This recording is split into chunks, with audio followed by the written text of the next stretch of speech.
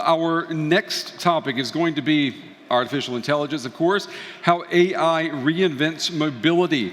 And to talk about that, we've got the Chief Digital Officer from Volkswagen here, one of the most anticipated guests on the roster today, Mr. Johann Jungwirth. Come on up. We're doing a little housekeeping here, but that's okay. Hi. Hi. Good evening. Thank you. Good evening. Hi, everyone.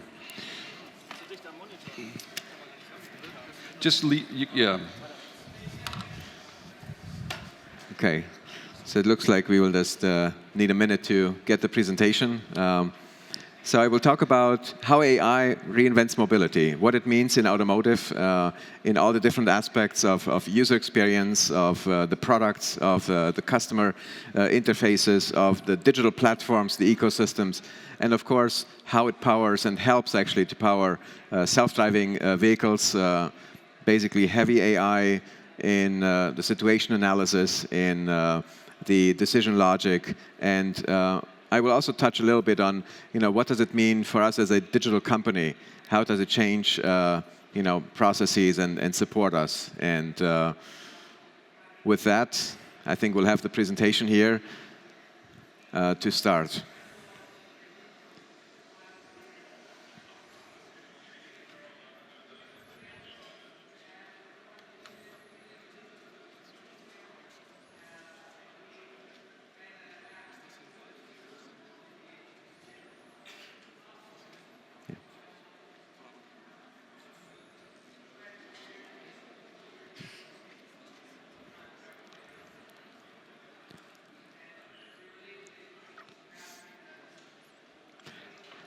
So we all live in a digital world, right? We are connected at all times. We are basically digital humans living in digital cities, and we all have seen where basically the internet has led us, smartphones in our pockets, all the information, globally connected at all times, friends all over the world in real time, and also knowledge and education. I think this is really key.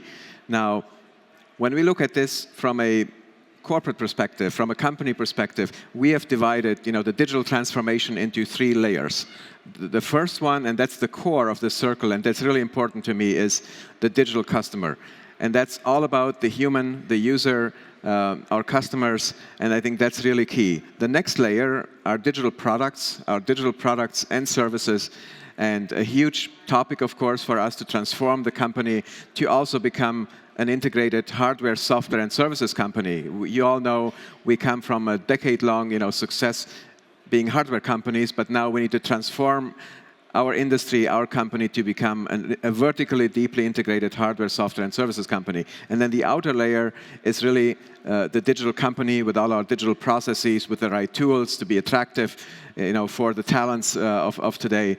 And that's what we call Triple D, and summarizes the digital transformation. Now, we all remember, when Mark Andreessen said, software is eating the world, and every company in the future will become a software company. And Mark, the founder of Netscape, and then later a very successful VC in the Valley. And then the next phase was platforms and ecosystems are eating the world. And my statement today here is AI is eating the world. I think this is the next phase, and I also want to go a little bit in history, looking at the phases of, application developers. Maybe we have some of you here, having developed applications in the 90s, mainly for the desktop or for browsers, applications on the desktop and laptops and MacBooks or notebooks, so to speak. And then you can see over time, the convenience went up and intelligence went up with the heavy focus on mobile. So you could see in the 2000s, especially with the smartphone rise, with iPhones and Android and so on, it was mobile first before you decided to, develop an application potentially for the desktop or for the web. The next phase was mobile only. So you see a lot of applications today, Instagram or Snapchat and others, which are basically just being developed for mobile.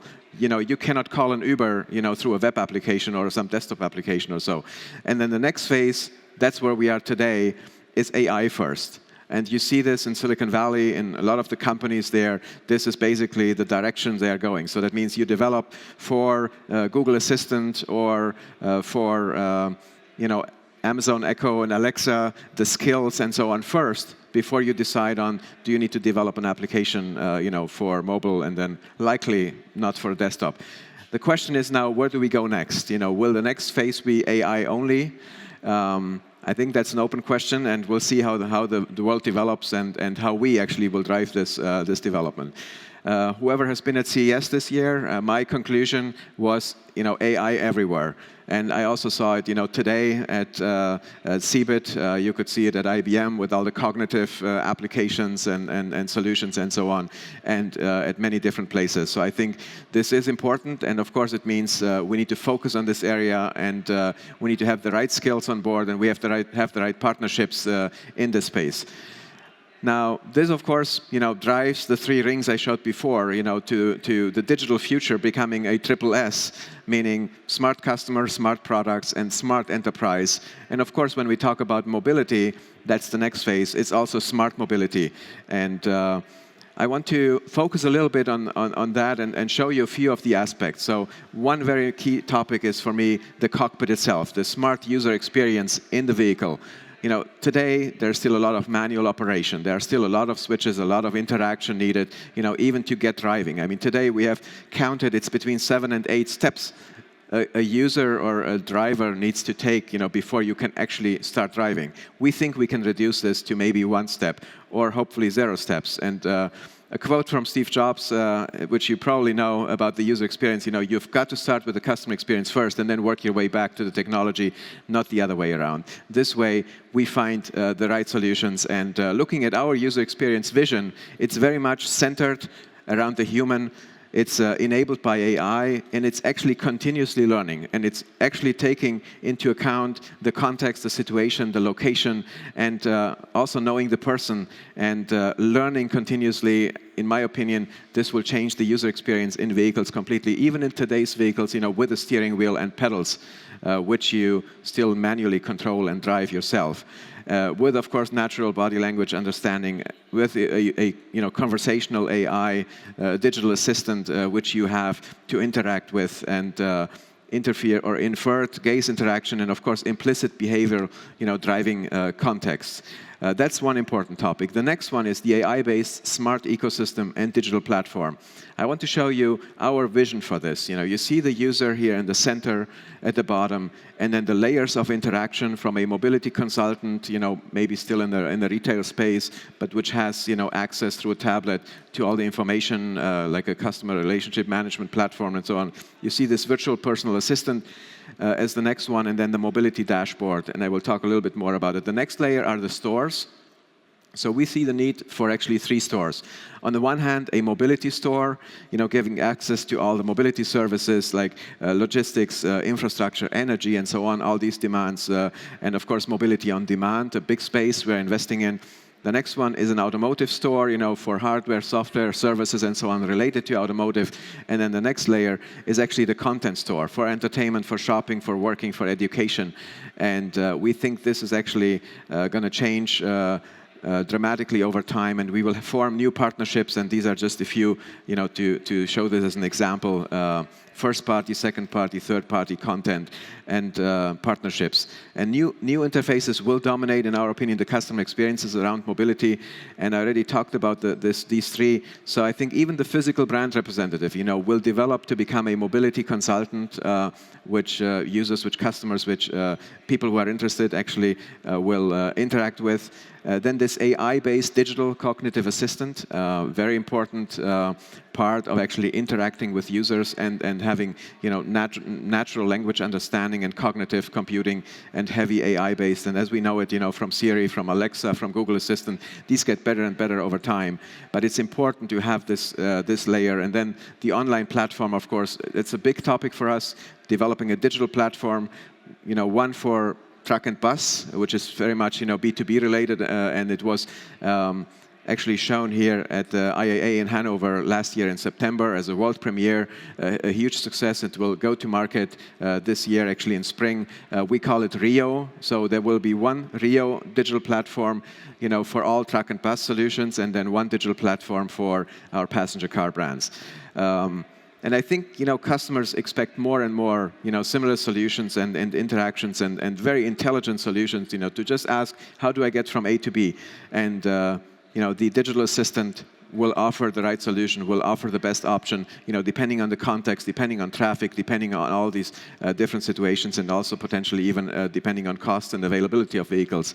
So maybe even a question here: does it make sense for me to buy a car, or should I just use one?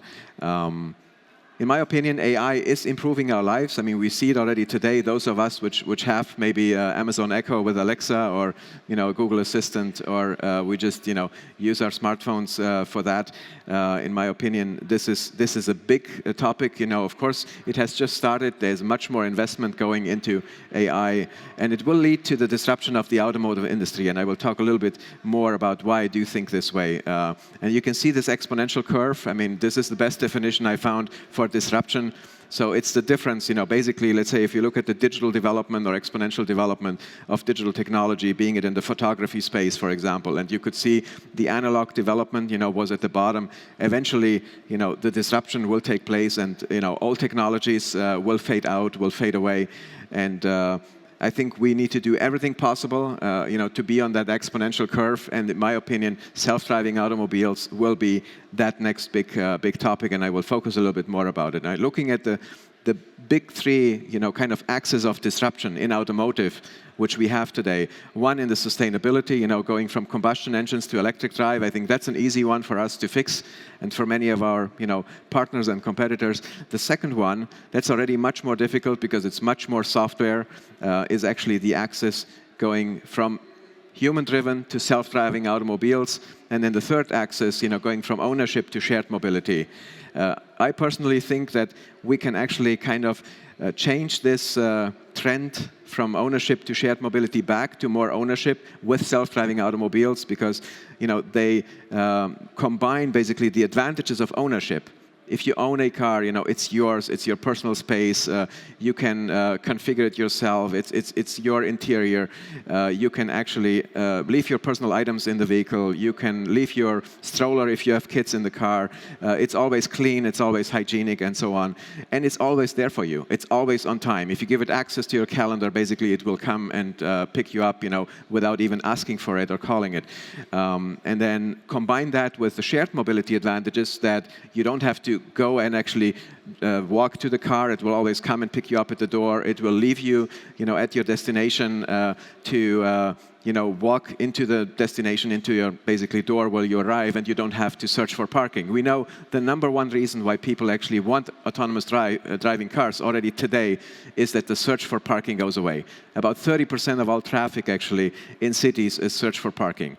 Now, AI is actually powering this next big thing, and in my opinion, the self-driving system will be, a huge game changer, and it's very, very important, to be heavily involved in owning or, developing this self-driving system.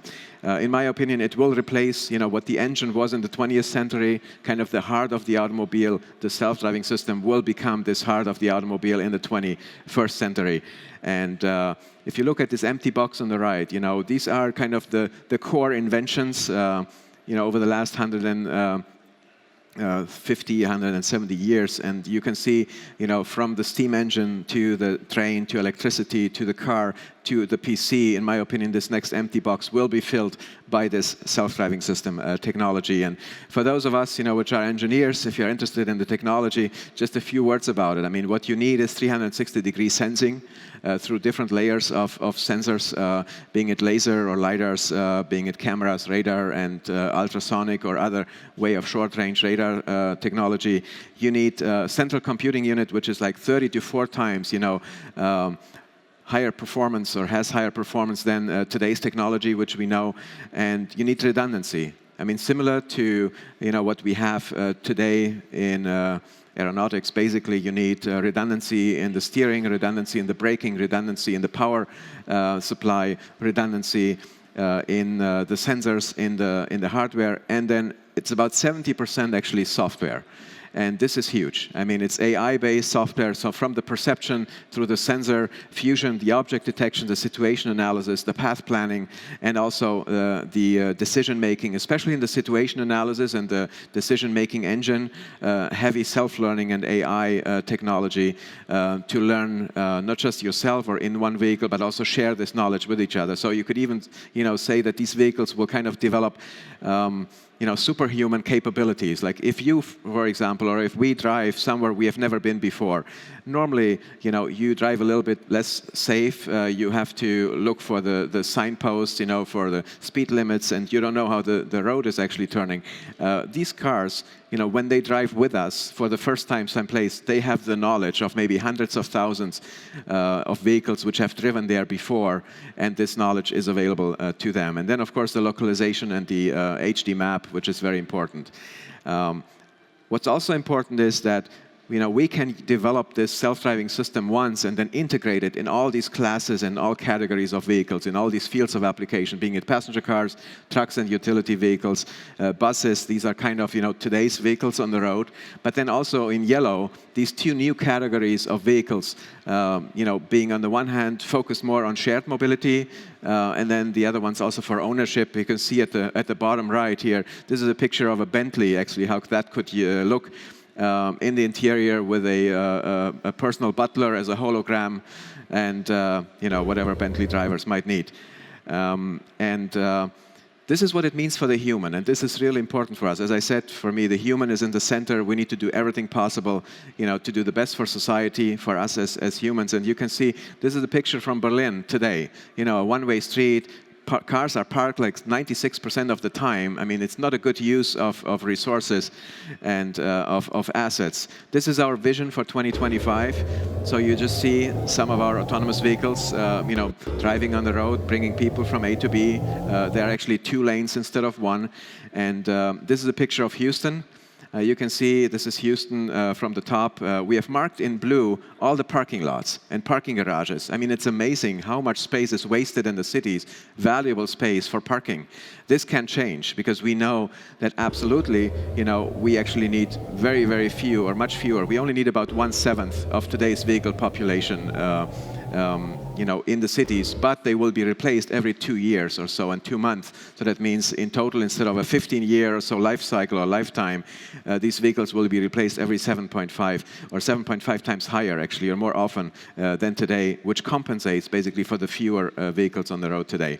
Now, this is the vision for 2025. When you look at the piece, you see a lot of parks and green areas and children's playgrounds, and of course some shopping centers and other areas. Of course, for city planners, I think this is huge. Accessibility, another big topic for me. When you think about, the weakest amongst us, the children, the elderly, the blinds, the sick, they don't have access to individual mobility today, or it's very expensive with a taxi or maybe even an Uber or so. In my opinion, self-driving automobiles will help to increase social mobility, and this is very close to my heart. And of course, very important is safety. We know about 1.25 million traffic deaths per year. And we looked at these numbers. About 91% are actually caused by us humans and mistakes we made. And we know that at least 81.4%, looking at the statistics, will definitely be fixed with self-driving vehicles. And these are the reasons why. So these reasons are, basically, making the 81.4%. So these vehicles don't drink and drive, they don't text and drive, they don't take drugs and drive, they don't get agitated about others, in traffic and make mistakes. They don't get distracted, they don't fall asleep behind the wheel. They don't need a second reaction time. They actually react in milliseconds or microseconds. They don't run red lights. They don't speed, and they don't have this narrow field of view. Like when we get to a T-crossing, we can only look to the left or to the right. We cannot do both at the same time. These vehicles have 360-degree sensing at all times. So just a few examples. In my opinion, this is a great vision. It is mobility for all, by the push of a button. And I want to show you what we just released basically last week in Geneva. And it was actually a big success, CeBIT, and it's actually the abbreviation for self-driving car. So CeBIT is our first vehicle out of the group overall without a steering wheel and pedals. You can see it here on stage in Geneva, and a beautiful interior, very, very human-centric user experience. And in addition to the vehicle itself, powered by our self-driving system, what we also showed was this Volkswagen One button, which you actually push to call your vehicle, and it has a SIM card with a mobile network. It has GPS. It has a compass. It has a light ring here of LEDs, which you actually can use to point to the vehicle when it has arrived. You can see when you actually push it how the vehicle is being called, how it finds it, how much time it needs to get here, and you have directions basically to find it, and for blinds, even vibration signals to find the vehicle. So my vision is to give this, free of charge to every person on the planet. And with this, people can be in our ecosystem. The only thing you need to do when you arrive at an airport or when you need mobility, you take this out, and it's can be part of your keychain. Of course, this is also digitally available as an app, for your iPhone or Android phone or smartphone. But we think that even people, and we actually did an analysis, with blinds on the one side and also with different people. From Berlin, we went on the streets, interviewed about 40 people, and we found actually a cluster of 7 different personas, and we found actually 7 actual people. And the oldest one was an 82-year-old lady who actually doesn't have a smartphone. So that's how the team actually came up with this idea to have this one button. And it's very simple. You cannot do anything wrong. It just has one button to call it. And I think this is actually part of the spirit and how we do design thinking, how we put the human in the center to develop these solutions. So in my opinion, this will lead to the democratization of mobility, and it's going to change. In my opinion, like in 1886 when we switched from horses to automobiles as we know them today, it will be a similar shift and basically a reinvention of mobility. Here's a video of CeBIT, just to get an idea how it will look. And you can see this is a city with 100% self-driving vehicles, and this is CeBIT. It has a double door, actually, a giant portal door to get in on both sides. It has LED lights and LED rings and can also communicate to pedestrians. And that's actually important when you get to a pedestrian crossing, that the car communicates with the pedestrians and tells them, I'm stopping. You can actually cross the street. And it's going to be big. In my opinion, we will be able, by 2021, in that range, to bring these vehicles to market. Maybe not in Europe first. We might be in the US and Singapore and Dubai and China first. But of course, we need to work hard also here in Europe to change legislation and to be able to actually get these vehicles on the road. The Vienna Convention needs to change for this, and of course, local legislation as well. The next step is 3D mobility. We also showed this in Geneva with our subsidiary Ital Design and Airbus. Great collaboration. And what I really liked about this is actually a modular design. This is the first time I've seen this, and I actually was very happy about our engineers at Ital Design to actually see this development. And it's on the one hand a ground module, as you can see on the right, with the full self-driving system integrated. You can see the capsula, which can be detached also from the ground module. And then you see the air module, which would be developed by Airbus, our partner in this space. And the capsula and the ground module could be engineered and developed and designed by us. So this combination of 2D and 3D mobility, and feel free to look this up. You can just need to search for pop-up and Ital Design, and you can find a lot of videos and a little additional description. They also used heavy AI in the user interaction and how they did the route planning. And this can be a route planning multimodal. Even though the person sits in this one capsula, it can be partially as an autonomous vehicle on the ground module. Then it could be put into a hyperloop train, for example, as the capsula for a certain part of your route, and then maybe the last part into downtown, it would be a flying route to actually get there.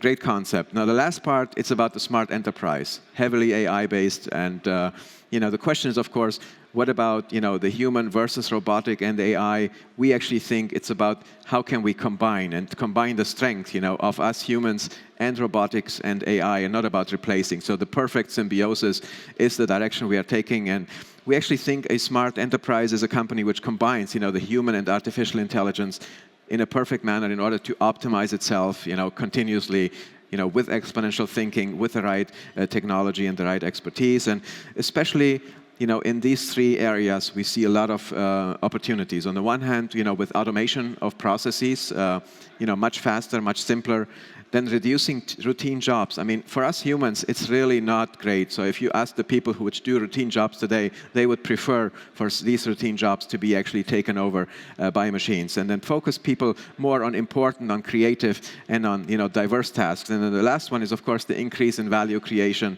through a better availability of valuable information, of course, very heavily. This could be bots, or this could be digital assistants with learning, with analytics and predictions, to support people in their daily jobs, even in more creative jobs. So the focus is best-in-class employee experience in a similar way as we have best-in-class user experience as a focus to achieve this outer ring. And it's really about the digital culture. And when I look at the digital transformation, not just in our company, but overall in the industries, it's really about the mindset. It's about the mental transformation. And it's about teamwork, agility, exponential thinking, data-based, decisions, failing fast, and always the human in the center. And with this comes also digital leadership. This is very key to me. And here another quote about empowerment and autonomy by Steve Jobs, which I really like. It doesn't make sense to hire smart people and then tell them what to do. We hire smart people so they can tell us what to do. And I worked for some time at Apple during my 7 years in Silicon Valley, and enjoyed it a lot. And I have to say I'm a big fan of this culture. And so for me, looking at the success DNA overall, these are the top 6 items, also based on my learning in Silicon Valley. On the one hand, best customer experience. That needs to be in the focus, the human in the center. Top inventions and innovations. AI is part of this and enabling a lot of this. Exponential thinking, bold decisions, merely making big decisions, wherever we are, here in Europe, in Germany, across the world. I think we need to have bold decision makers as well, and visionary people, and then the right leadership culture and speed and agility, and of course always, with a focus on social responsibility. It's important to look at what does it mean for society, what does it mean for the planet, how can we preserve our resources. And with that, I want to close. I think we are the generation, actually, which is reinventing mobility, which is reinventing the automobile. And I have to say, I'm very glad and happy to be part of this movement, so to speak, and part of this generation to get this implemented. And it's in the next 3-4 years. The next 3-4 years count for all 3 axes of transformation. In the sustainability field, going to electric drive, in the digital field, going to self-driving automobiles, but also in the urban field, going to very much, focused on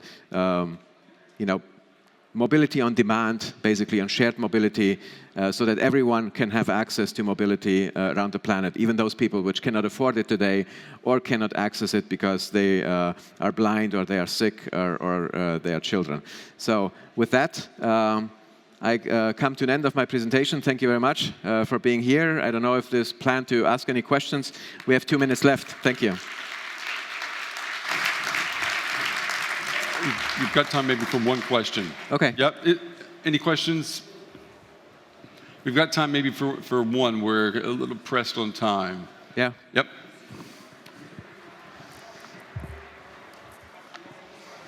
So, congratulations to all what you have done for Germany and for VW.